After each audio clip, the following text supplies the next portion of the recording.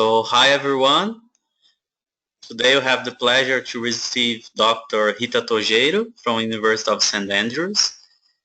She has been involved in many spectroscopic surveys, SDSS 3 and 4, and also future surveys as DESI.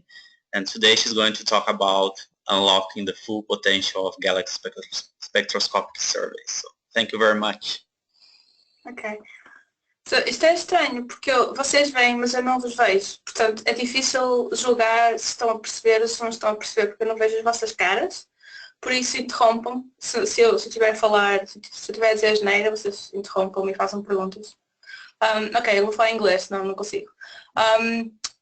Okay, so I'm going to be talking about how to combine the two main probes of galaxy spectroscopic surveys to do things that you wouldn't be able to do with either of them.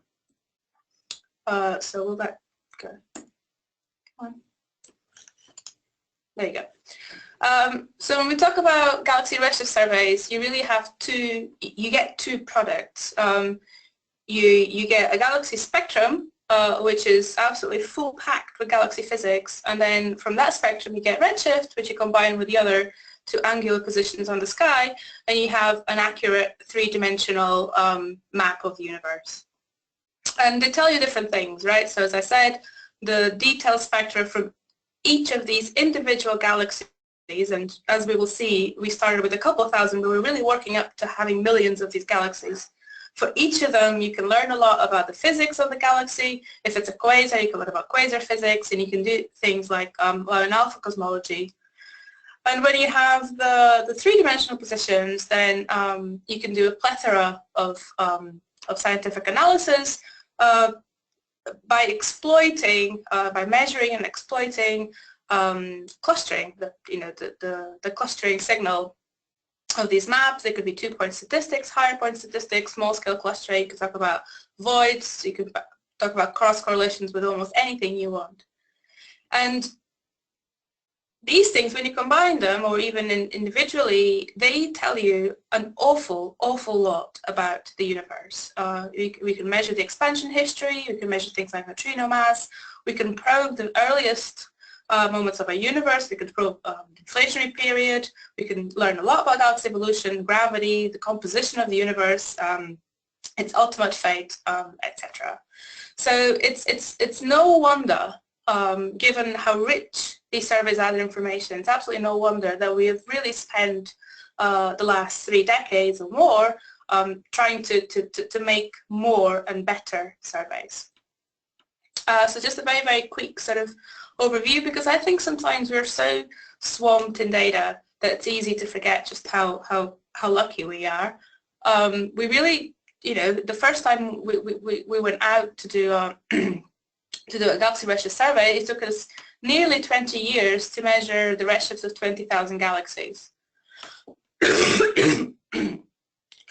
And the latest sort of massive spectroscopic survey, which is part of the SDSS 3, and it's called BOSS, and I'll talk a little bit about it in more detail later.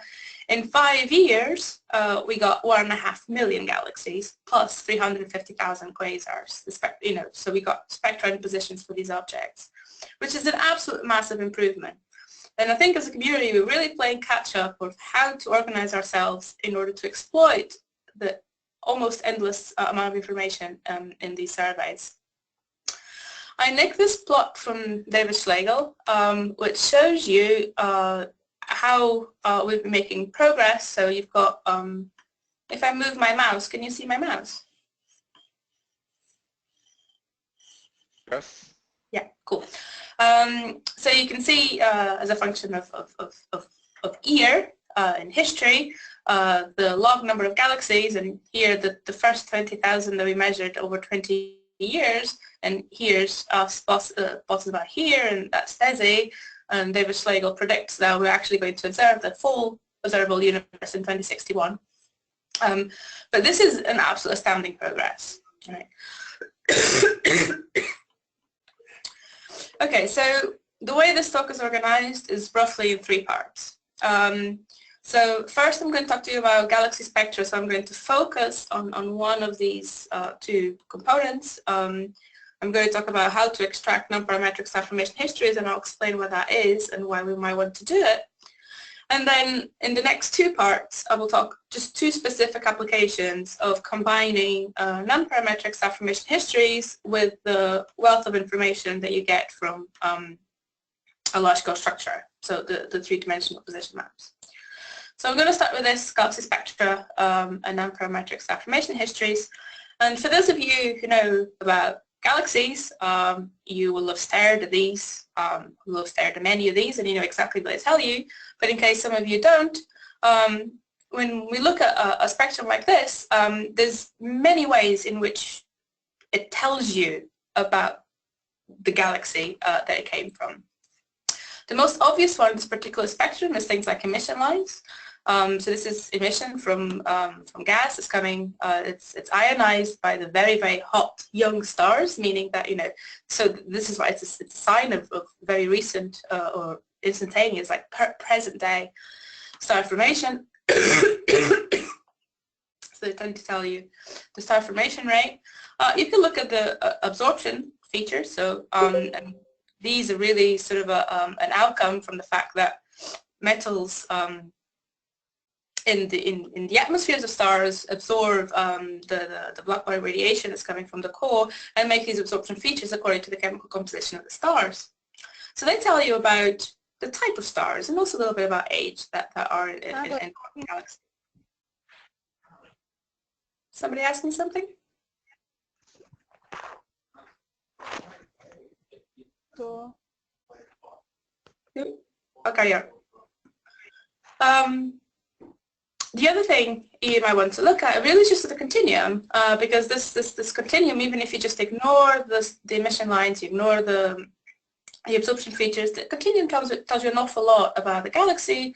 It is the underneath, the underlying black body coming from the star. It tells you a little bit about it. It tells you a little bit about its temperature, so about its age, but it also is modulated by this absorption from the metal. So it tells you a lot about that. Or you can do a step forward and actually take every single little wiggle and do what I call full spectral fitting. So instead of concentrating on some particular absorption features that tell you about a specific metal or a specific combination of a metal and an age, you can just take everything into consideration and say, okay, I'm going to make no assumptions. I'm just going to try to take all the information and fit it all at once. To do this and to do pretty much any sort of interpretation of any galaxy spectrum, you need what we call simple cell populations, and they really are the building blocks of any analysis. So here what you have is flux as a function of wavelength, and what you can see plotted is what you'd expect for star populations of different ages. So a very young star population will be incredibly blue with very large slope, and a very old star population is much redder with these two very characteristic breaks that tell you a lot about the age. Into these models, I don't want to go into much detail into this, but I think it's important we understand where these models come from. You need to assume a number of things. You need to assume an IMF, so how many, the relative fraction of stars of a given mass that form within a birth cloud. You need to know how those stars, the stars of a given mass, how they're going to evolve in terms of luminosity and temperature.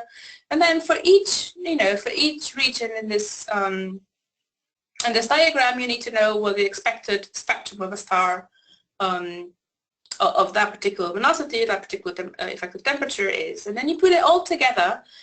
You know the proportions in which to add them up, because that's given by the IMF, and that gives you a spectrum, a representative spectrum for a single or a simple cell population of that age. And of course you need to fold in metallicity here as well. So it gives you this. So then if you assume a star formation history as a function of look-back time, so here's a look-back time, and if you assume a chemical evolution for that galaxy, if you assume something about dust attenuation, dust emission, you put it all together and you predict what the spectrum of the full galaxy would look like. So really all you're trying to do, obviously, what you observe is you observe the spectrum of your galaxy, and then you try to work back given the models, you most of the time trying to infer what the star formation and chemical evolution are. Okay, and this is a completely different seminar, but there are uncertainties in all of these steps, and this is something that we really need to take into account when we try to do this properly, but it's not something I'm going to talk about today. Okay, so the problem to solve is very simple. You say that the integrated flux of a galaxy that you measure is just the integral over time of the star formation history that depends on look-back time and metallicity. So you can think of this as the mass of stars that forms as a function of time of a given metallicity. This is the predicted flux, and you modulate that by some sort of dust emission and absorption. So you want the star formation history, and this is an incredibly simple, in principle, problem to solve, especially in the optical where you don't have dust emission. But the complications will always arise because your data is poor, your model is not quite right, and they're incredibly large and very difficult to manage generacies on each galaxy, and obviously you have very large data sets, so you need to come up with something that's fast. So people will often use what we call parametric star formation histories. They will assume, okay, I'm going to say that the star formation history of my galaxy has some parametric form, and then all I have to do is fit the parameters of that parametric form. So in this case here, this is for example, star formation rate as a function of look-back time. If I say this is some sort of log normal, I can have a peak and I have a width of that line, and those are two parameters that I need to fit, and possibly you might have metallicity to do with. Now the problem, the good thing is that these reduce the dimensionality so that they are much faster, but they are effectively a prior, and they do demonstrably lead to biases. If you parameterize star formation histories, we know that star formation histories are not smooth on individual galaxies. They're only smooth on the mean. They're incredibly bursty, incredibly stochastic, and you will always introduce a bias. You should be able to understand that.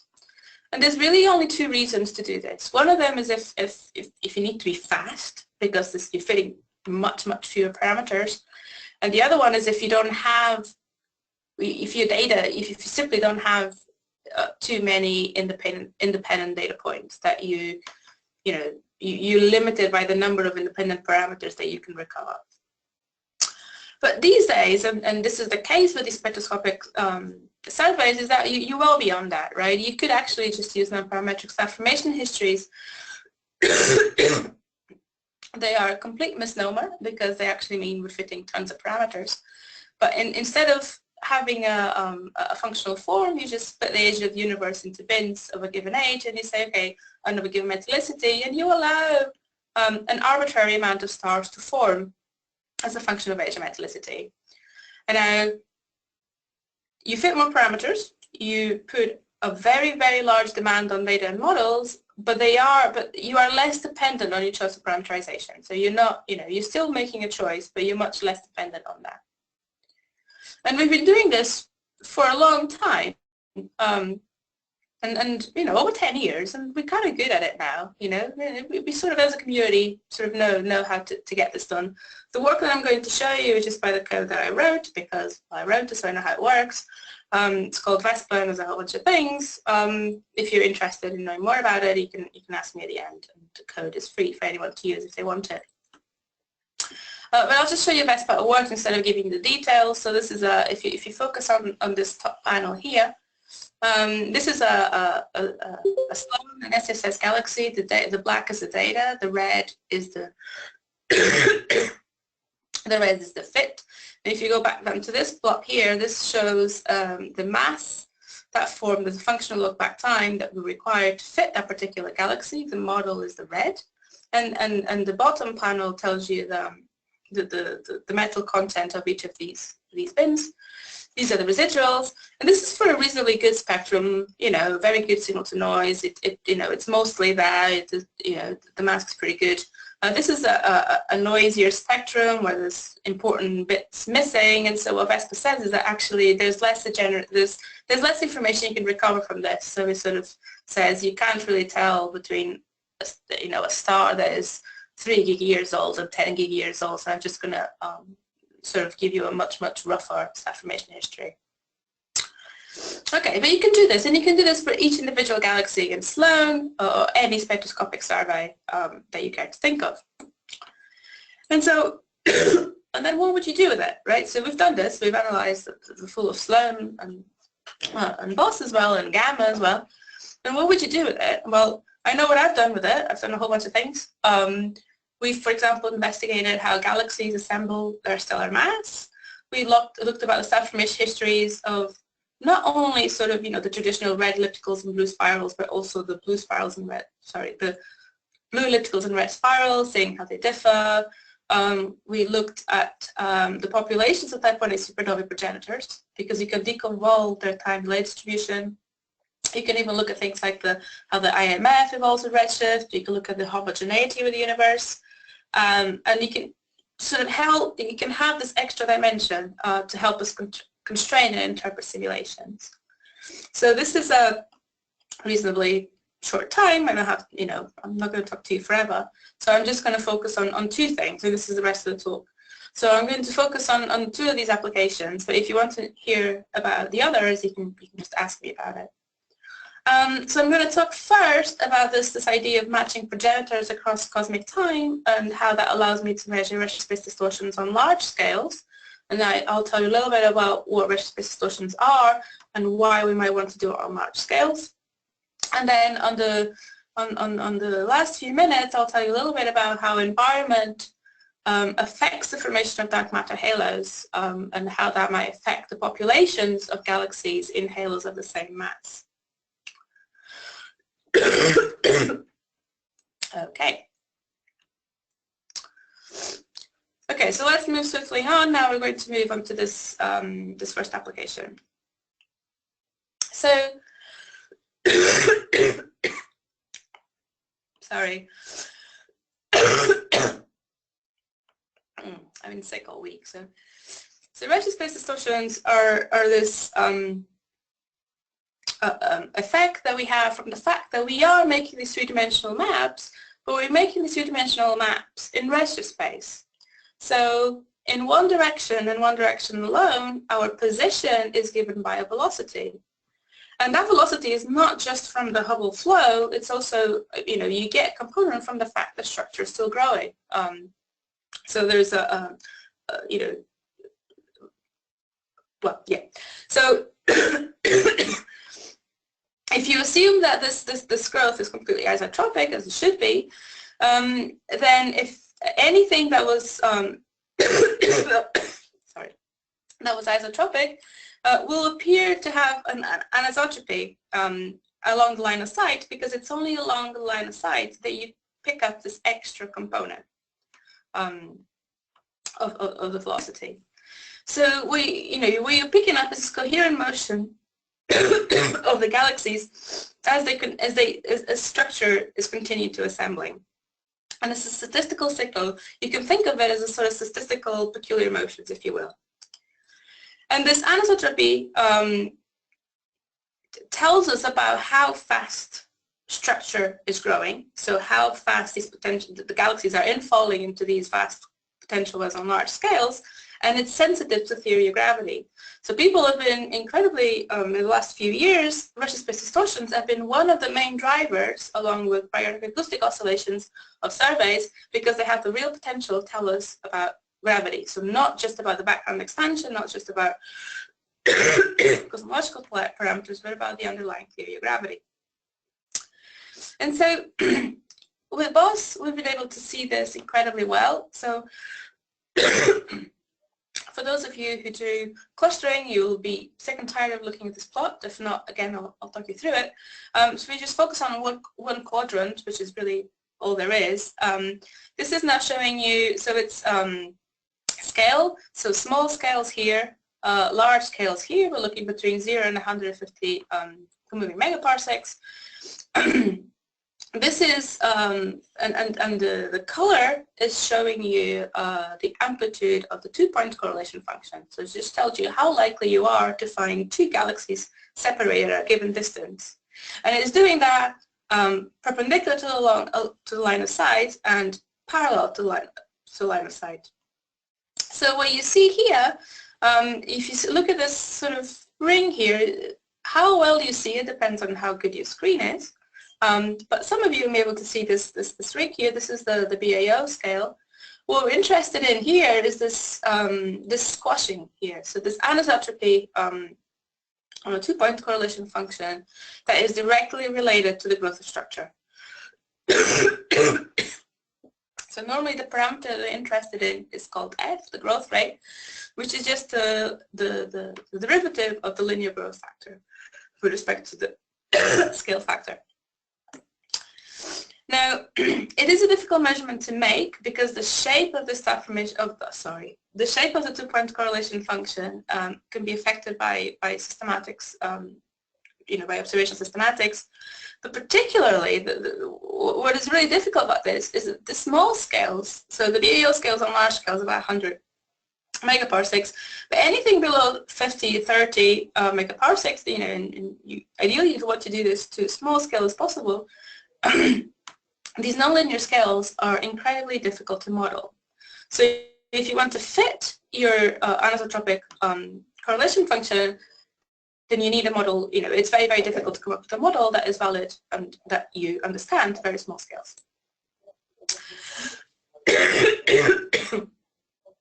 So that's the reasoning for us to try and concentrate on the large scales, because these are growing linearly, or quasi-linearly, I should say. And so they're much easier to model. So yeah, so we want to do this because the linear regime is very hard, and which means by contrast, the linear regime is reasonably easy. You can actually relate the redshift space galaxy power spectrum as a function of k. So the power spectrum is just the Fourier transform of the correlation function. So it still tells you about how galaxies are clustered. Now instead of scale you have a k, which is the inverse of a scale, and now I'm introducing another parameter called mu, which is just the cosine of the angle with respect to line of sight. So things will either be, now things can either be completely along the line of sight or completely perpendicular along the line of sight, and anything in between. So your power spectrum in redshift space can be related to the anisotropic. So anisotropic because you can now vary the angle along the line of sight is related to the isotropic, so spherically average real space power spectrum simply by this Kaiser formula that depends only on the galaxy bias and on the growth rate. Okay, this makes some simplifying assumptions. There's no velocity bias and so forth, but it's incredibly simple. And if you look at the evolution of this large-scale power as a function of redshift, then it's really only changing due to two reasons. Okay, one of them is just the growth of the amount of perturbations in the density field, so that increases the amplitude of your power spectrum. But then obviously there's also the evolution of the bias, because galaxies are biased traces of the dark matter, and that's set by the velocity field. So if you want to now fold in a redshift evolution, on linear scales, the shape of the power spectrum remains constant, and it's really only the amplitude is changing due to the fact that sigma 8 is changing, so the amount of perturbations are changing, and the bias is changing.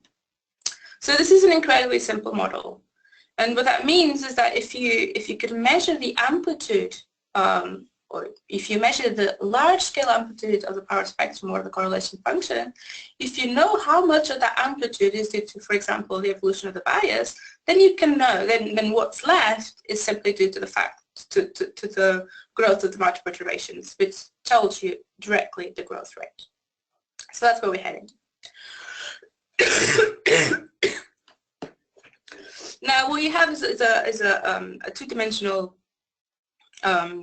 a function of either power spectrum correlation function. I go between the two. You can think of them as formally having exactly the same information. One is just the Fourier transform of the other.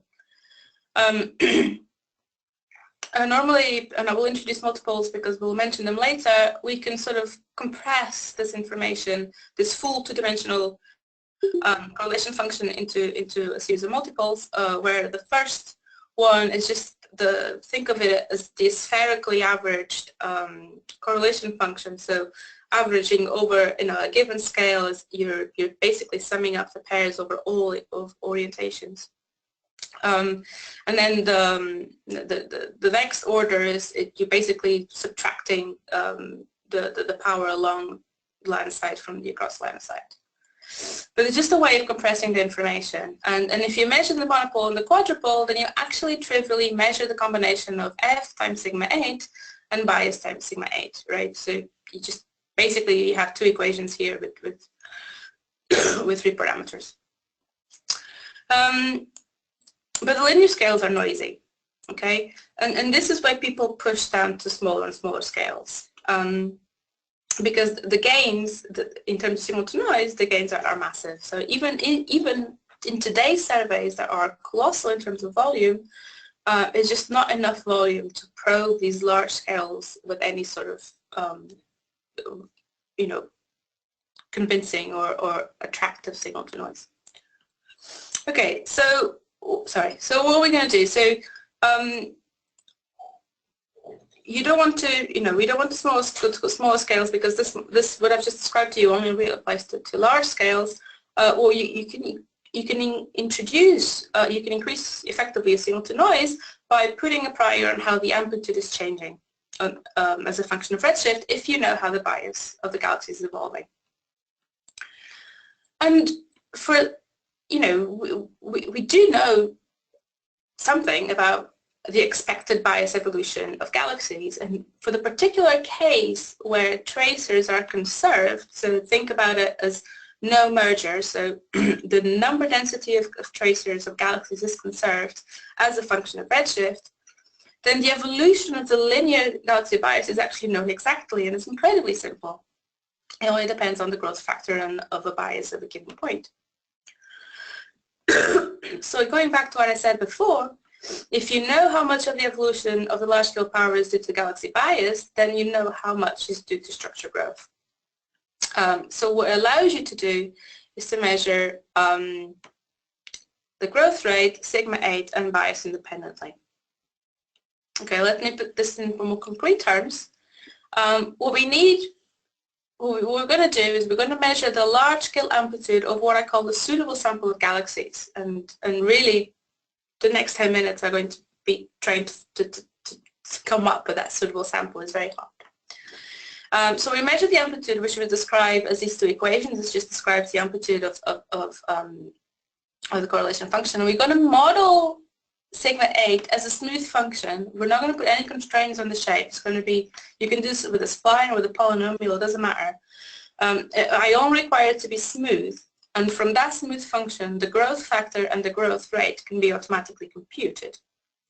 So my parameters are simply the bias at a given redshift, and it doesn't matter what that redshift is, and the sigma 8 measured at a number of nodes. And the number of nodes has to be smaller, has to be significantly smaller than the number of, well, it has to be smaller than the number of redshift slices that you have, otherwise the problem is completely unconstrained. And from that, you get everything. Okay, so to be able to do that, I need a sample of galaxies that I think is dynamically passively evolving. So I need a sample of galaxies that I don't think has merged within the redshift that the redshift range that I'm using. So I want a coeval population of galaxies across the redshift range. So by coeval, I mean that the galaxies at high redshift are the progenitors of the galaxies in my sample at low redshift. That's what I mean by coeval. And I want to measure the measure rate, and I want that measure rate to be small. Ideally 0, but the universe is not that kind. Okay, so and this is where the trade-off is, I think, immediately obvious, right? You're leaving the sort of complicated nonlinear structure formation behind, but you are entering the sort of murky treasures waters of galaxy evolution, cell population models, and incredibly complicated selection functions of modern surveys. So it's an entirely different kind of worms, but it is a different kind of worms, and it's always good to have two different kinds of worms, and to give you the same answer, then you know you're doing something right. So now I'm going to describe to you how we do this. Okay. First, I just want to make distinction between what I call stellar evolution and what I call dynamical evolution. Stellar evolution, it's what I described to you as star formation history. So, you know, when I say solving for the stellar evolution of a galaxy, I mean solving for its, you know, star formation history and look back time. Dynamical evolution is, I really mean a merger history. And one does not imply the other. So one, I could have passive stellar evolution, so I could have a galaxy that hasn't formed any stars since a burst a very long time ago. That doesn't necessarily mean that it's dynamically passive, and the opposite is also true. They tend to be correlated, but it's not necessarily true. So what we'd like to do is to measure these two things at the same time. We'd like to jointly sort of try the best we can.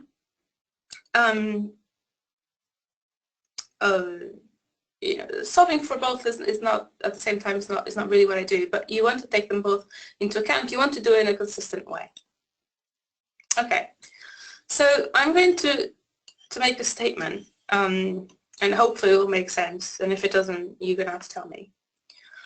This is the statement. This is what I'm going to say. And you can read it as well, right? So if I have the past star formation history and the chemical history of a local sample, so a galaxy is a low redshift, and I know their past star formation history, I know the chemical history, and if I know, you know, and if I have the exact knowledge of the selection function of my survey and how that changes with redshift, I can predict whether luminosity and number density of objects should be a larger redshift. Okay, so I have a galaxy here. I know its star formation history. I can evolve it backwards. I can determine its colors and its luminosity at any point in the past, so I can predict whether it would be in the survey or not, because I know my selection function at high redshift. Now, this is only true in the absence of mergers, because I'm assuming that all the stars that are in the galaxy today are also in a galaxy, you know, would also have been in that galaxy at high redshift. So the statement is this: the difference can be interpreted as a merger history. If there's a one-to-one relationship, then I say this is consistent with dynamical passive evolution, so no mergers. If not, then that difference can then be interpreted as a merger history. Okay. So what we need to do this is non-parametric star formation histories, because I want to have the entire freedom. My star formation history of my galaxy can do whatever it wants as a function of look-back time. And I need lots and lots of galaxies. And this is exactly what we get with current surveys. So, what's going on? Computer froze. Come on. No.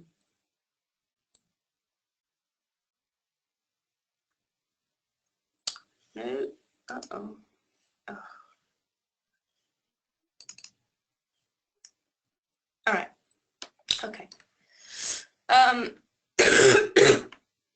So the Baryonic Oscillation Spectroscopic Survey, BOSS, is really currently the boss in town on spectroscopic surveys. It's a massive spectroscopic redshift survey of 10,000 square degrees of the sky. As I said, we got 1.5 million galaxy redshifts, and all data is now public. We have an incredibly successful 5-year observing campaign. And we actually finished early, 6 months early, and it's been, the survey really has been absolutely beautiful. It is done, in terms of data, is exactly what you wanted, exactly what you expected. And what you see here is just the evolution in time and data releases of the coverage of the footprint from the first data release, the R9, all the way to the latest one, which is now public, which is the R12. Now, the work that I'm going to show you actually was done 4 years ago. It's all done in the R9. So it's all done with this footprint here. And because at the time we had a real problem with the low redshift part of the survey, I actually had to work with the SCSS 1 and 2 luminous red galaxies instead of the SCSS 3 low Z galaxies. So this is the number density as a function of redshift. You can see that the number density of C-mass galaxies is much larger, which already tells you that this whole thing can't possibly be the progenitors of the LRGs unless they, you know, merged enormously. But what we're going trying to do is try to match these two in terms of number density using the expected evolution from the affirmation histories. This is just a plot I like to show that shows the diversity of the CMAS galaxies. So this is a color-colored plot. So here is G minus R, and this is R minus I. So this is one of the targeting planes in CMAS. And what I've done, so the sort of contours at the bottom shows you the density of galaxies. So most of the galaxies sit right here. And then what I've done is I've stacked in each cell in color and redshift, I've stacked their spectra. So you can see the sort of redder, high redshift, sort of truly passive in terms of a stellar, in terms of cell populations, all the way down to some emission galaxies and some bluer things right here. So there's actually a reasonable variety of galaxies within CMAS. Okay, so this is a busy plot, so I'll walk you through it. I'm going to focus on this top left one. This is the same plane, G minus R, R minus I. And what you see in the blue contour, so these are the top contours here, this is where the CMAS galaxies sit at this redshift. This is only CMAS galaxies, so boss galaxies between redshift of redshift of 0.5 plus or minus 0.02. What you see in the black contours is where the luminous red galaxies at low redshift sit. And so what you now see in the red dots are what I get. If I take these galaxies at low redshift, I take the affirmation histories and I evolve them backwards, okay? And where would they be at the redshift of CMAS? And then I do this, so this is redshift to 0.5, redshift to 0.55, redshift 0.6, redshift 0.65. And you can actually see that the predicted evolution of the LRGs actually matches the locus of the CMAS galaxies reasonably well. So CMAS galaxies certainly look like good contenders to be the progenitors of LRGs, but we would like to do this in more detail. If you're wondering, the difference between the red dots and the blue triangles is just assuming different assumptions for the cell population model. So when I explained to you at the very beginning how you make predicted spectra for galaxies of different ages and different metallicities, depending on the assumptions that you made, then obviously you're going to get different descriptions, you're going to get different answers. These are just two different sets of assumptions. Marston et al. 2011 and FSBS are the cell population models of Charlie Conroy. Okay, so you do this, you do a bit of hocus pocus, and then what you can do, you can start to map out the likelihood that a galaxy that lives in a certain region of parameter space, be it, you know, a color, magnitude, whatever, is the progenitor of an LRG. And this is what these plots show. So if you focus, for example, on this plot here, this is a color deep herp. It doesn't really matter definition. It's another targeting plane in CMAS as a function of magnitude, fainter, brighter. The thing to notice is that, the whiter colors, the brighter colors means there's a higher likelihood of being an LRG progenitor.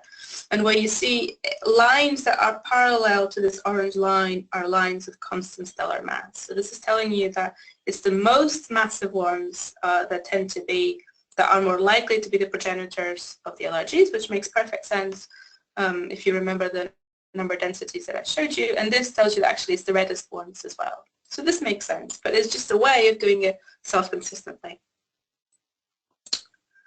So then what you can do, you can then track down, you can measure the change in luminosity per galaxy from redshift to 0.57, which is CMAS, to redshift to 0.3, which is the LRGs. Okay? If there had been no change, okay, that means that the typical sort of luminosity per unit, typical luminosity per galaxy, if you will, a high redshift and a low redshift, so that was the same. That means, you know, and this is after taking into account the stellar evolution, which we got from the full star formation histories. If that's the same, that means that no mass could have accreted into the, you know, could have been gained at low redshift due to mergers. If it's different, then it tells you that some, mass would have got to be gained through mergers or lost through other processes. And so this plot here is busy, but all the lines show you the same thing. So this is a function of K plus E corrected magnitude, so fainter galaxies, brighter galaxies, but these are C-mass galaxies, so still very, very bright. So they're not faint, they're just fainter. And what you can see is that this is incredibly small. So the different lines are just different assumptions, different star population models, different ways of matching things. So just, trying out, seeing if these assumptions actually make a difference for the total inferred growth rate. And what you can see is that it's always small. So it looks like the growth of the LRGs has really been less than 2% per gig a year due to mergers. Okay. Now there's a whole bunch of, again, we could talk about this for hours. I'm not going to go to. I'm going to do something which is a bit cheeky, and I'm going to say this is done. Okay, I'm going to say that I've done it, I've cracked it, I've solved it. I've got a sample of galaxies that is dynamically, passively evolving, and we could argue endlessly about whether that's true or not, and it's a really interesting argument to have, but we can do that later, because I want to show you that now I have these galaxies, and now I'm going to go and measure. I'm going to do some measure the redshift space distortions on large scales with them. So remember what you were doing, we were measuring the amplitude of the monopole and the amplitude of the quadrupole as a function of redshift. So I split the LRG sample into two slices, and I split the C-mass sample into two slices. So I go from redshift about 0.3 to 0.6. The black points show the amplitude of the monopole and the quadrupole, fitting scales between 30 and 80 megaparsecs, so well into the quasi-linear regime. And then I fit my model to it, and then what I get out is a value for the bias, and then a value for sigma 8 at these nodes, and then the smooth function, the smooth fitting function I get for sigma 8 gives me then directly the growth rate, the bias is a function of redshift, and sigma 8 is a function of redshift. To compare with other measurements, I'm multiplying. I'm showing the combination of F sigma 8, even though I get them independently, but just for comparison. And what I show here, what I'm showing is the result of this analysis is these red points here. Now they are incredibly correlated. The data isn't correlated, but the model correlates them. So the bias model correlates them. So the first and the last are almost completely correlated, but the adjacent ones are. So we wanted to ask the question: what is the constraining power of the set of measurements compared to any individual set of measurements that other people have done? And so we thought that one way of getting that information out would be to fit for the value of sigma 8 a redshift of 0.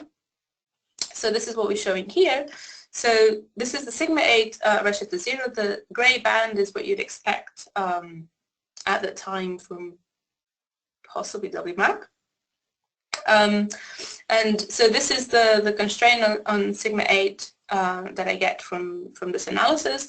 This is what I would get if I had exact same data, but just did a traditional analysis, which is free growth, which you see it's much larger error bars. This is what Beth Reed at the time got by doing a traditional redshift space distortion analysis, going down to small scales and modeling those small scales the hard way. And they're actually pretty competitive. And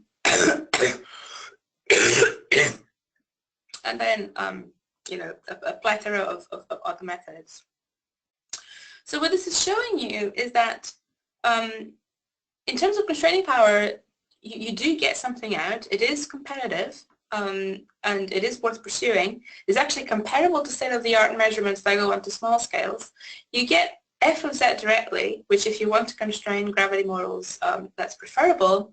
And the potential systematics are incredibly different, which is good, right? So what next? I did this in TR9, and then I got distracted by other things, completely different things. But I've recently sort of decided to come back to this, especially now in the context of EBOS and BOS. And because now we have this extended redshift range, and things start to become really tempting, because you can see that the longer the redshift sort of arm, the better things are. So started being tempted about this again. But the problem is that as you go to higher redshift, and if you want to include more galaxies, you have to go to lower luminosity. They have to be bluer, and passive evolution is just not going to happen, right? It's an increasingly poor assumption. So we decided to ask the question: can we learn from a more general bias model? So I showed you a model that was true only if traces are conserved, but you know, we can generalize that, and it has been done. So this is this is work that I started doing with Chris Duckworth, who's now in Brazil. He started doing this work with me last summer, and trying to investigate this bias model, which is just an extension of the Frey et al. Models. First, you know, it's proposed in Chan et al. You can actually find other very similar derivations, but this one is one that I could understand, so I stuck with it. And what you see now is something that is very, very similar to the Frey et al., but now you allow for a non-constant number density. You allow for your number density now to change as a function of redshift. And you basically have a term that will allow for galaxy growth over galaxy loss. Okay, so you can see if the number densities are the same, this term goes to 0, this term goes to 1, you revert back to Frey et al. But now you're allowed, for your galaxies are allowed to merge. And the trick now is in the number density. So the way this is parameterized is by two source terms. One of them that parameterizes galaxy formation across cosmic time, and one that parameterizes the dark matter density field. And if you are able to then describe the observed evolution in number density using these two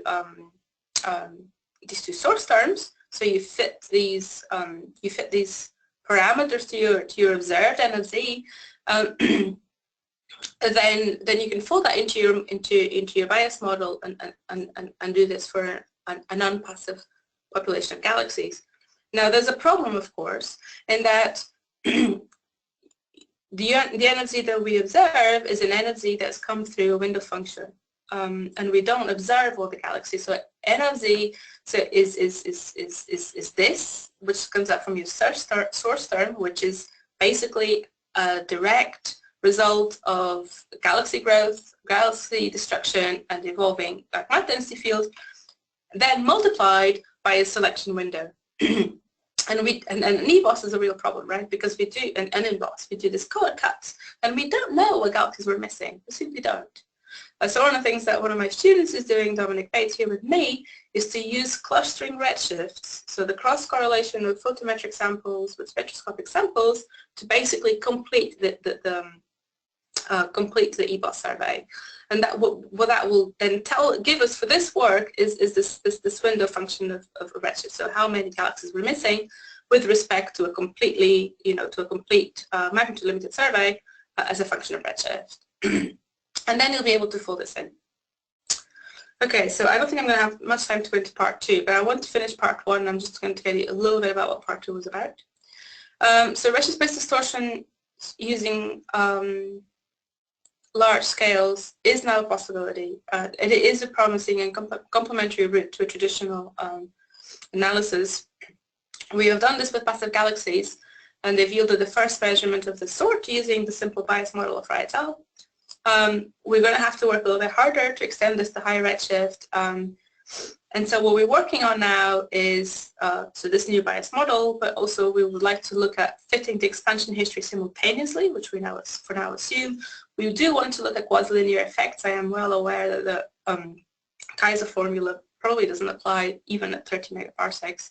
We might have to consider velocity bias. We might want to do tests with HOD models, and only after that's all under control will I think I'll be brave enough to then do modified gravity tests for this growth rate.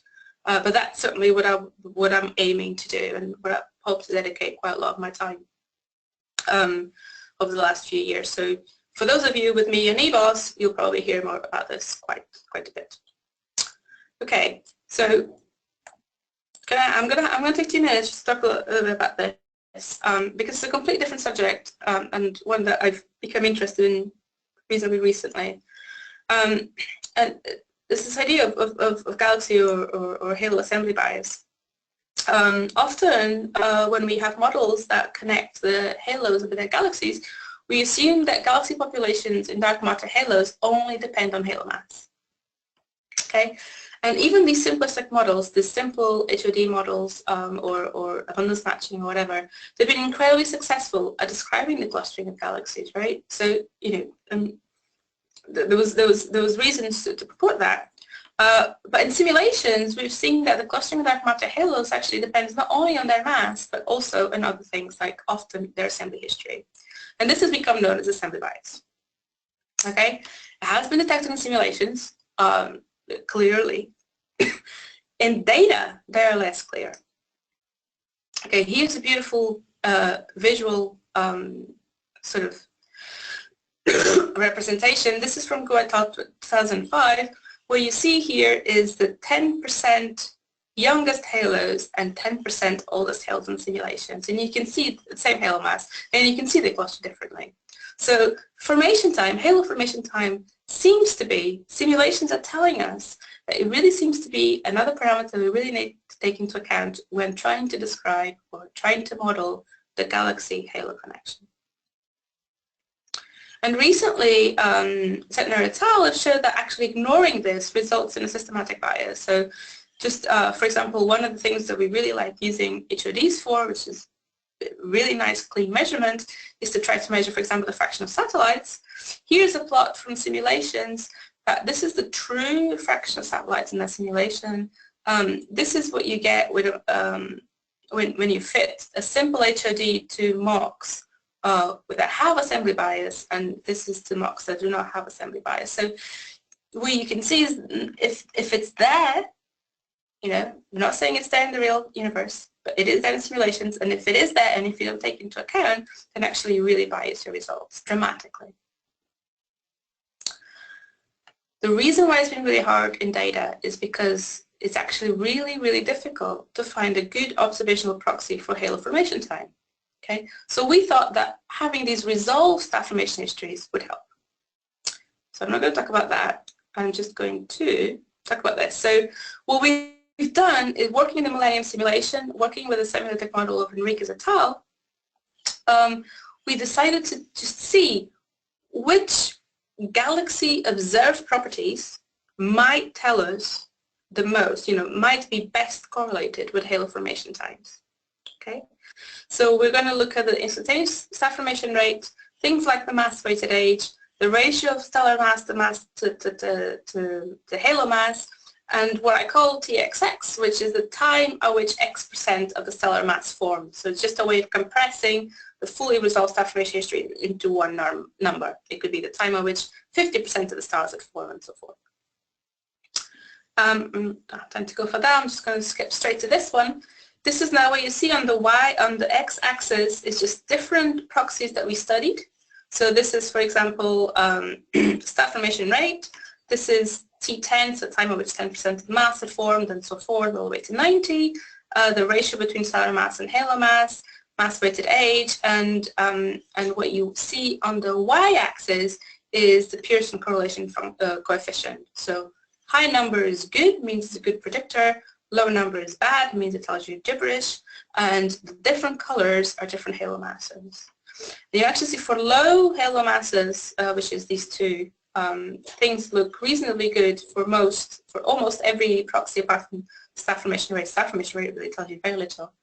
The best seems to be this M star and M halo, and what we also done is throw a machine at this, train the machine on it. The machine actually does much better. So machine learning has learned from this, and it uses mostly this thing here, but it also then throws in some age information. So the shape of star formation histories do help. And we actually have an application to gamma underway right now, but I didn't, you know, it's too raw for me to show anything out of it. So that's the conclusions from this. It's all very much work in progress, but it's another area where having these resolved star formation histories will really help us sort of unlock the full potential of a survey, because you can now start to hopefully probe these halo formation times much better. And finally, my final summary, the really one thing that I'd like to take home is that non-parametric star formation history, they do open a vast parameter space in terms of science that is still largely unexplored, and often is the only way to tackle some important problems. And that, you know, I really do think that merging these star formation histories with the beautiful information that we have from molecular structure is actually the way forward to make sure that we fully exploit these wonderful surveys that we're building. And I'll finish now because I've run out. Okay, so thank you for the effort. Sorry. So we have time for questions, either in Portuguese or in English. So anyone?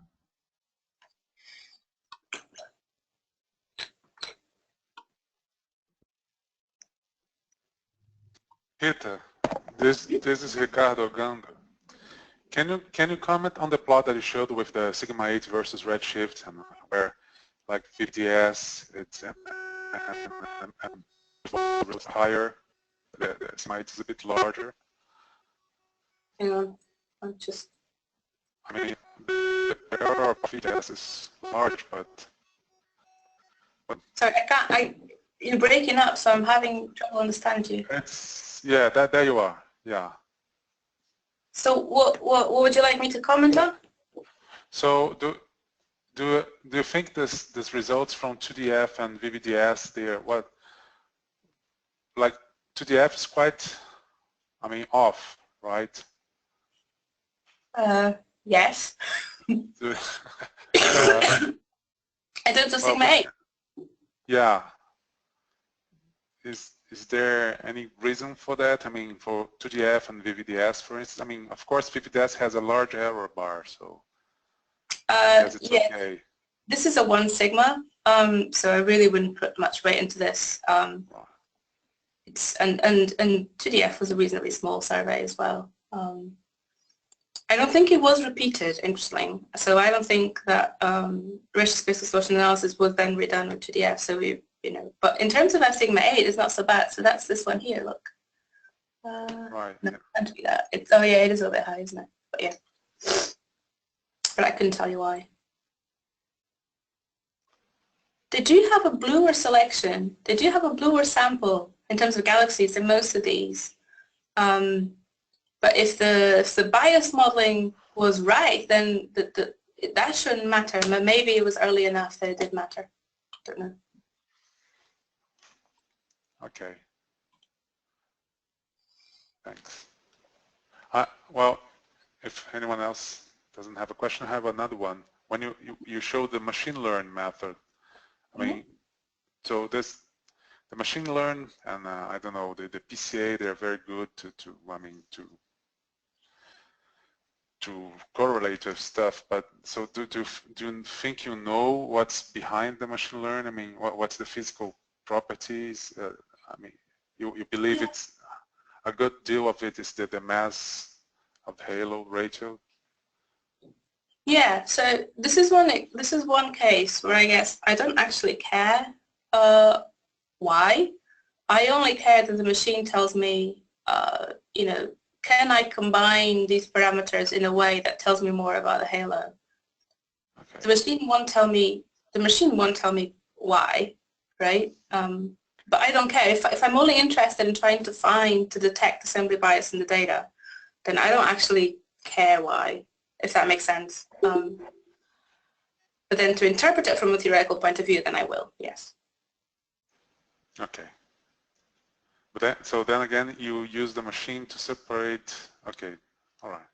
So I train the machine on simulations. So I give the machine a whole bunch of halo formation times and a whole bunch of quantities that I might be able to observe. And I ask the machine to then go and explore this hyperdimensional space to try to find combinations that predict it. And then I look at the profile of the machine and see how often, you know, this has been used and this has been used and this has been used. And the vast majority of the time, the machine mostly uses M star and MH, but it uses a significant amount of time, it uses star formation history as well. So it's telling me, and you can see it from these plots, you can actually see it, so I had to skip it over. you can see here, so this is the stellar mass. So this is, again, just from a simulation. This is the stellar mass-halo mass relationship for halos of a different mass. So you can see that a fixed halo mass, halos that formed at different times tend to have galaxies of a different stellar mass, right? So this is why M star on our halo really tells you about the formation time. But this here now shows you the star formation rate as a function of look-back time for, again, as a function of age, for more or less fixed halo mass. And you can see there's a distinct difference in the shape of the star formation history. So the integral of this line gives you the total stellar mass, it gives you that point there, but the shape of this line has some information as well. So by eye you can tell that they're both going to be important. The machine is just telling me if there's other things that I can throw at it to increase the signal. And Rita, did you use a particular machine learning code?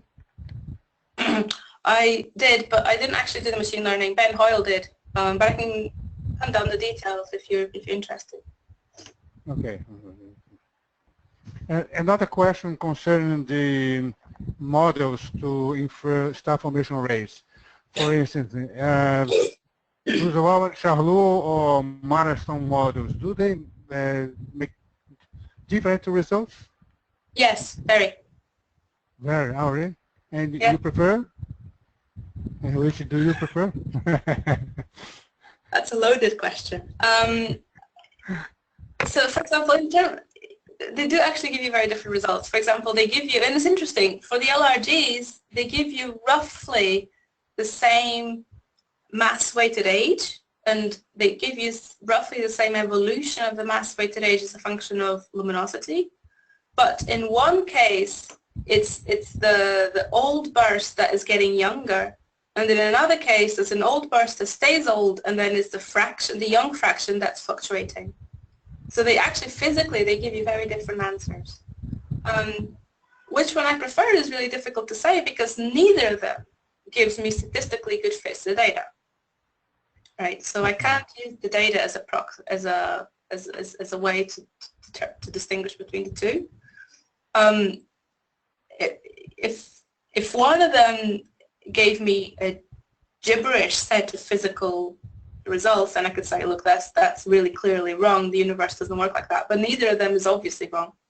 So it's very hard, and I think it's really difficult. What I have found recently, this is work another student of mine is doing right now, is that folding in alpha enhancement onto full spectra fitting actually brings these things much closer together. So once you allow for that, then actually a lot of these differences go away. So, and this tells me that this is all being driven by systematics that are probably driven by the fact that we are working on solar abundances. Did you try one of the models from the Galev group, which is available? No? Okay. No, I should. Yeah.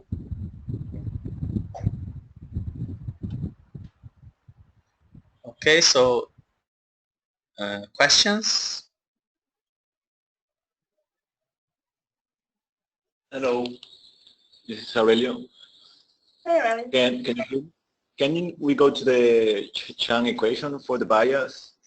Just curious about the behavior. You talk about case where there is no mergers and we recover the Fry equation. But what would happen in the other extreme case? I don't know if it's realistic or not, but basically you have a sample where your high redshift galaxies are totally disappear today. How this equation would, and also is it possible to build a sample like that, like the other extreme case to the Fry? What do you mean they would go? So you're talking a sample that would merge? Like, what do you mean disappear? Yeah, exactly that. Those galaxies in the past today are all merged. No? Yeah, I think that would be absolutely fine. So say so the number, if every pair of galaxies merged, the number density would have been divided by a factor of 2, right? So the number density would be twice as low now than it was at that redshift if it was only pairs, and then if 3 galaxies merge, it would be a third and so forth. And I think it would. I think that's the point. And in the equation, yeah, but I'm trying to understand what's the nomenclature. So here, so it would depend. So I'm going to show you a slide that I skipped.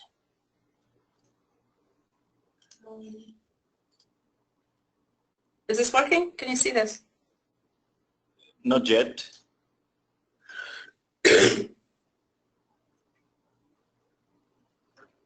No, it's moving screen. Yeah, super preliminary.